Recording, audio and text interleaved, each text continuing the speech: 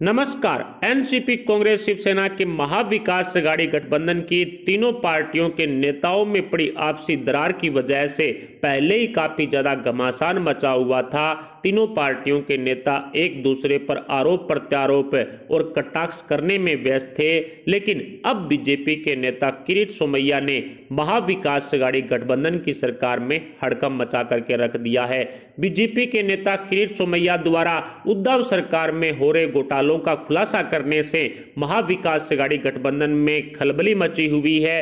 पिछले कई दिनों से सबूतों के साथ किरीट सोमैया ने उद्धव ठाकरे और उनकी पत्नी रश्मि ठाकरे के साथ साथ आदित्य ठाकरे के जमीन घोटाले का भी खुलासा किया था। 20,000 करोड़ के बिजली घोटाले का खुलासा किरीट सोमैया कर चुके हैं।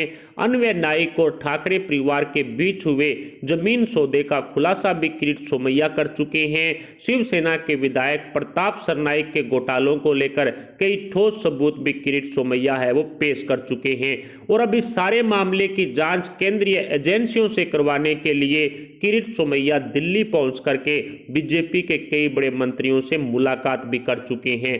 महाविकास अघाड़ी गठबंधन की पसोटावाद सरकार के खिलाफ किरीट सोमैया ने एक अभियान चला रखा है और इसी सिलसिले में किरीट सोमैया ने दिल्ली में मोदी सरकार के कई बड़े मंत्रियों से मुलाकात की है। प्रकाश जावड़ेकर और कानून मंत्री रविशंकर प्रसाद से किरीट सोमैया की लंबी बैठक हुई है। इसके साथ साथ किरीट सोमैया ने ईडी के अधिकारियों से भी मुलाकात की और इलेक्शन कमीशन में भी उद्धव ठाकरे के खिलाफ किरीट सोमैया ने याचिका लगा रखी है। उनकी मांग है कि एमएलसी की सदस्यता लेते वक्त उद्धव ठाकरे ने अपने एफिडेविट में करोड़ों की संपत्ति को छुपा लिया था, जिसके कारण चुनाव आयोग को उद्धव ठाकरे के खिलाफ कानूनी कार्रवाई करनी चाहिए। चुनाव आयोग की कार्रवाई में उद्धव ठाकरे की एमएलसी सदस्यता भी रद्द हो सकती है। इसके साथ ही शिवसेना के विधायक प्रताप सरनाइक के घोटाले को लेकर किरीट सोमैया ने ईडी के अधिकारियों से बातचीत की और प्रताप सरनाइक के खिलाफ कार्रवाई करने की मांग भी कर डाली। इसके अलावा एनसीपी के नेता धनंजय मुंडे द्वारा 2 शादियां कर 5 बच्चे पैदा करने के मामले को भी किरीट सोमैया ने उठाया है। आईपीसी सेक्शन 494 और हिंदू मैरिज एक्ट सेक्शन 5 का उल्लंघन धनंजय मुंडे ने किया है, इसलिए मुंडे के खिलाफ उचित कानूनी कार्रवाई होनी चाहिए। इस तरह की मांग कहीं ना कहीं किरीट सोमैया कर चुके हैं। इसके साथ साथ पीएमसी बैंक घोटाले में शिवसेना के एक पूर्व सांसद के बारे में भी किरीट सोमैया ने जिक्र किया है। पीएमसी बैंक घोटाले के साथ साथ उस पर 900 करोड़ के सिटी कोऑपरेटिव बैंक घोटाले का भी केस दर्ज है। आनंद अदसुल के खिलाफ कार्रवाई की मांग किरीट सोमैया ने की है और ये आनंद अदसुल है वो शिवसेना के पूर्व सांसद रह चुके हैं। ईडी और केंद्र सरकार से मुलाकात कर किरीट सोमैया ने मांग की है कि कानून मंत्री इसमें अपना रोल निभाए और जल्द से जल्द इन मामलों पर कार्रवाई करे और अन्य विभागों से भी कार्रवाई करने की सिफारिश कहीं ना कहीं कानून मंत्री रविशंकर प्रसाद से किरीट सोमैया ने की है। कुल मिलाकर के किरीट सोमैया ने मुख्यमंत्री उद्धव ठाकरे और उनके रसूखदारों की मुश्किलों को बढ़ा दिया है।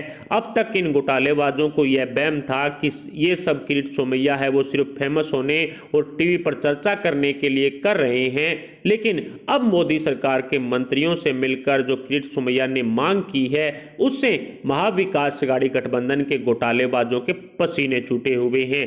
बीजेपी नेता किरीट सोमैया को इन खुलासों पर कई तरह की धमकियां भी मिल रही है, लेकिन इनकी परवाह नहीं करते हुए किरीट सोमैया ने जो घोटालेबाजों को जेल की हवा खिलाने का अभियान छेड़ा है वो वाकई काबिले तारीफ है। ऐसा लग रहा है कि इन घोटालेबाजों को जेल में डलवाकर ही किरीट सोमैया दम लेंगे, लेकिन सीएम उद्धव ठाकरे पर चुनाव आयोग की कार्रवाई से उनकी विधान परिषद यानी एमएलसी की सदस्यता भी छीनी जा सकती है, जो शिवसेना के लिए सबसे ज्यादा मुश्किलें पैदा करने वाला मामला है।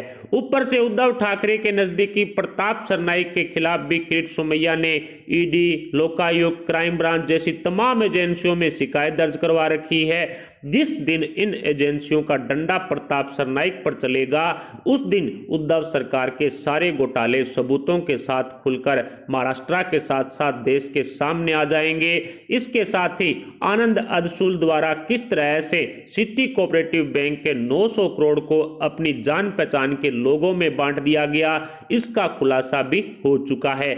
ईडी जल्द ही इस खासदार पर बड़ा खुलासा करेगी। शिवसेना के तमाम नेताओं के काले कारनामों का कच्चा चिट्ठा खोलने वाले किरीट सोमैया ने कानून मंत्री रविशंकर प्रसाद से मुलाकात कर सुरक्षा की भी मांग की है, क्योंकि शिवसेना के दूसरे छुटवैये नेता किरीट सोमैया को लगातार कई तरह की धमकियां भी दे रहे हैं।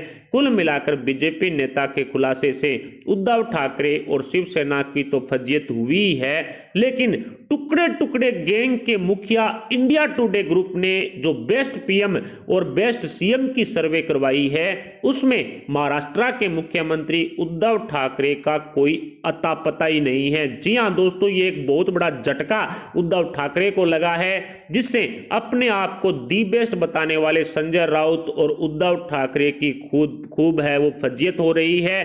दरअसल इस सर्वे में प्रधानमंत्री नरेंद्र मोदी जी को बेस्ट प्रधानमंत्री अब तक का और यूपी के मुख्यमंत्री योगी आदित्यनाथ को सर्वाधिक पसंद किया जाने वाला सीएम बताया गया है। टॉप 20 में भी उद्धव ठाकरे का नाम तक नहीं है। जी हां दोस्तों, टॉप 20 से टॉप 30 के अंदर भी उद्धव ठाकरे का नामो निशान नहीं है। अब शायद शिवसेना को उसकी औकात का अनुमान हो गया होगा, लेकिन महाविकास अघाड़ी गठबंधन में कांग्रेस पार्टी ने भी खूब घमासान मचा रखा है। कांग्रेस जनवरी माह में ही यानी इसी माह में राहुल गांधी की ताजपोशी करना चाहती थी, लेकिन कांग्रेसी नेताओं में आपसी बवाल के कारण 29 मई 2021 को कांग्रेस राष्ट्रीय अध्यक्ष पद के लिए चुनाव करवाएगी।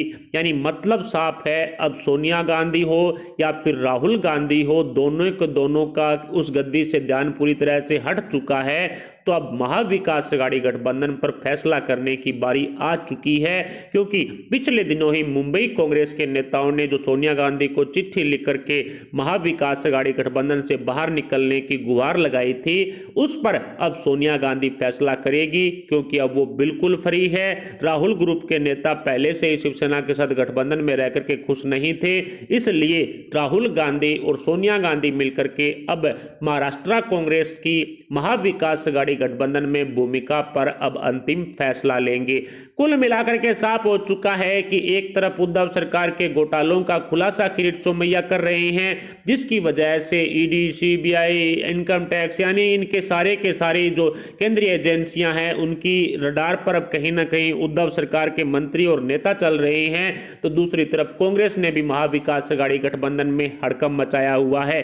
फिलहाल उद्धव ठाकरे की सीएम कुर्सी पर क्या केंद्रीय जो एजेंसियां हैं उनकी जांच ग्रहण लगाएगी, या उससे पहले ही कांग्रेस महाविकास अघाड़ी गठबंधन से बाहर निकलने का फैसला ले लेगी?